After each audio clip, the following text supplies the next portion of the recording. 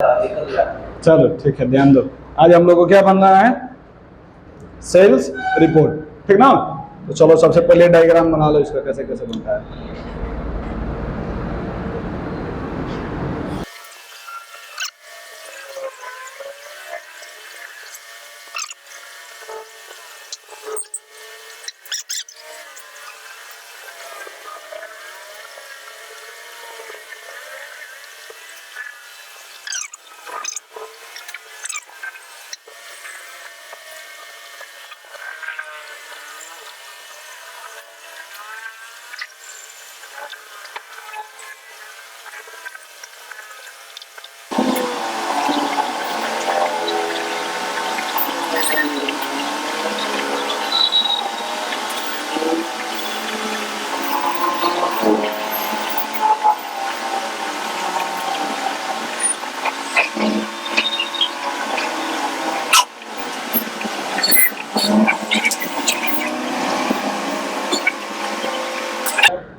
आराम से बनाओ पहले इतना,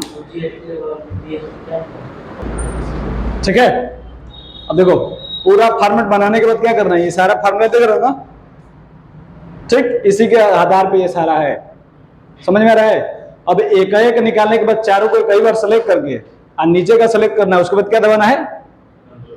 Ctrl+D, तो भी आएगा, नहीं तो माउस का जो होता है प्लस बना के उसको ड्रैग कर दोगे तो भी आ जाएगा। अब फार्मूला हमेशा याद रखना है, जीएसटी जितना है यहाँ पे अगर 12 है, कहीं में किसी में 5 होगा, 8 होगा, 10 होगा, 14 होगा, 18 होगा, मतलब कोई भी संख्या रहेगी उतना यहाँ पे और यहाँ पे बदल जाएगा, ठीक ना? हाँ, या तो परसेंट लगा देंगे या तो भागे 100 कर देंगे, समझ में आया? तो हमारा अमाउंट क्या हो जाएगा, निकल के आ जाएगा। और हमेशा जीएसटी या डिस्काउंट टोटल ये अमाउंट से ही निकाली जाती है, ठीक ना? ये नहीं कि अब इसका निकाल दिए इसमें से और डिस्काउंट निकाल दिए इसमें से, तो क्या हो जाएगा? गलत हो जाएगा, समझ में आया ना? यार ध्यान दीजिएगा, क्या लिखा है? E5 और E5 मतलब क्या है? हाँ, पहले एक टर्म निकालोगे, कई बार 4 तो थोड़ी निकालोगे।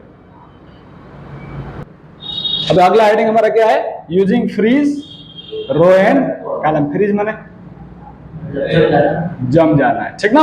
अब सीधी सी बात है कि अगर हम चाहते हैं कि हमने कोई पहले वाले कॉलम में, ठीक ना, ए वाला कॉलम हो गया और 1 वाला रो हो गया, समझ रहे हो ना? अब हम चाहते हैं कि इसमें जो इसमें डेटा लिखे हैं वो अगर स्क्रॉल करें तो छिपे नहीं, ठीक ना? तो उसके लिए हम किसका प्रयोग करते हैं? फ्रीज रो एंड कॉलम का। मतलब स्क्रॉल करेंगे तो बाकी सारे डेटा ऊपर जाएंगे, इधर जाएंगे, लेकिन ना ये डेटा इधर जाएगा ना ये वाला अंदर जाएगा, समझ में? ठीक ना? इसमें लिखिए, ठीक ना? अब इसके लिए हम कहाँ आएंगे? व्यू मेनू से फ्रीज रो एंड कॉलम। अब याद रखो एक्सेल में भी ये होता है, ठीक ना? उसमें 3 ऑप्शन देता है एक्सेल में। हाँ, वही रुकेगा, नहीं भी लिखे रहोगे तो भी वो क्या हो जाएगा? कॉलम और रो रुक जाएगा। ध्यान दो, एक्सेल में 3 होता है, आप चाहेंगे तो सिर्फ कॉलम को भी रोक सकते हैं, मतलब ये कॉलम ही रुका रहेगा, ठीक ना? रो नहीं रुकेगा, ठीक? अगर चाहेंगे तो बस रो को ही रोक सकते हैं, ठीक? अगर चाहे तो दोनों को रोक सकते हैं। उसमें 3 ऑप्शन देता है एक्सेल में, ठीक ना? लिखता है freeze first row and first column, मतलब वो दोनों रोक देगा।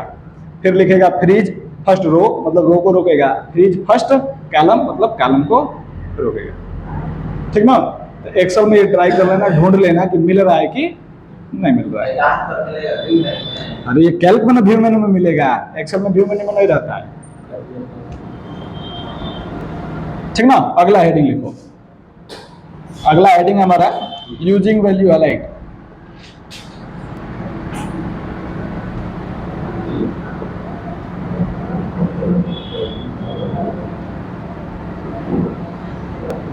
Highlighting Ctrl+F8। अभी इसका काम क्या होता है बाबू, इतना ध्यान से सुन लो, ये एक्सेल में नहीं होता है, ठीक ना? यूजिंग वैल्यू हाइलाइटिंग Ctrl+F8, हाँ, ठीक ना?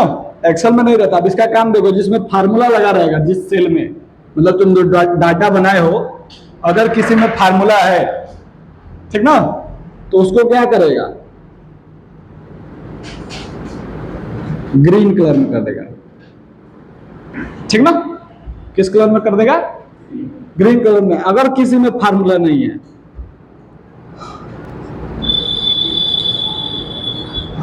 तो उसको ब्लू कलर में कर देगा। नहीं, अब इतना ध्यान दो, जो टेक्स्ट होता है, टेक्स्ट समझ रहे हो ना, जो हम लिखते हैं माउस कीबोर्ड एक्सेट्रा एक्सेट्रा, वो क्या है? टेक्स्ट है। और जो नंबर हम लगाते हैं वो क्या है? नंबर है। तो जिस नंबर में वैल्यू लगी हुई में फार्मूला लगा होगा उसको ग्रीन करेगा, जो नंबर सादा रहेगा उसको ब्लू करेगा, और जो टेक्स्ट होता है वो ब्लैक ही रहता है। समझ में आया? ठीक। तो इसमें लिखना कंट्रोल F8 दबा देंगे तो तुरंत सारे पे सारा अप्लाई हो जाएगा, ठीक ना। लिखिए इसमें, ठीक है, ध्यान दो। अब इसके लिए व्यू मेनू से भी हम जाके क्या कर सकते हैं? हाइलाइटिंग का प्रयोग कर सकते हैं, ठीक ना। आगे बढ़े, चलो अगला हेडिंग लिखते हैं। अगला हेडिंग है यूजिंग फॉर्मेट सेल Ctrl+1। अब ये एक्सेल और कैल्क दोनों में काम करता है, इतना याद रखना। Ctrl+1 एक्सेल और कैल्क दोनों में काम करता है। अब इसका प्रयोग क्यों किया जाता है इतना याद रखो बाबू, कि अगर हमारे पास कोई वैल्यू है, ठीक ना, जैसे हमको किसी कॉलम में सिर्फ रुपए से, डॉलर से संबंधित कार्य करने हैं, तो उसका अगर हम फॉर्मेटिंग डॉलर में करते हैं तो उसमें जो भी हम अमाउंट लिखेंगे उसके आगे डॉलर का चिन्ह ऐड हो जाएगा। रुपये का भी लिखेंगे तो रुपये का चिन्ह भी ऐड हो जाएगा, मतलब हर वो चीज होता है, ठीक ना।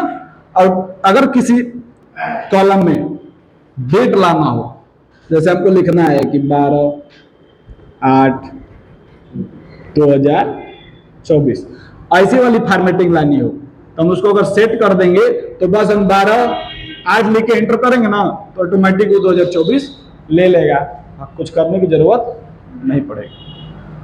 हाँ, तो उसी में ना फॉर्मेट सेल का प्रयोग किया जाता है, वही तो बता रहे हैं। चलो इसमें लिखो, ठीक है। अब उसमें क्या होता है? निम्नलिखित प्रकार के टैब होते हैं। जैसे पहला टैब है हमारा नंबर, ठीक ना। अब ये नंबर से संबंधित सारे काम करेगा, ठीक ना। लिखो, नंबर लिख लेंगे। अरे नंबर टैब है, गधा कहीं का, इसको हेडिंग बनाओ, हेडिंग।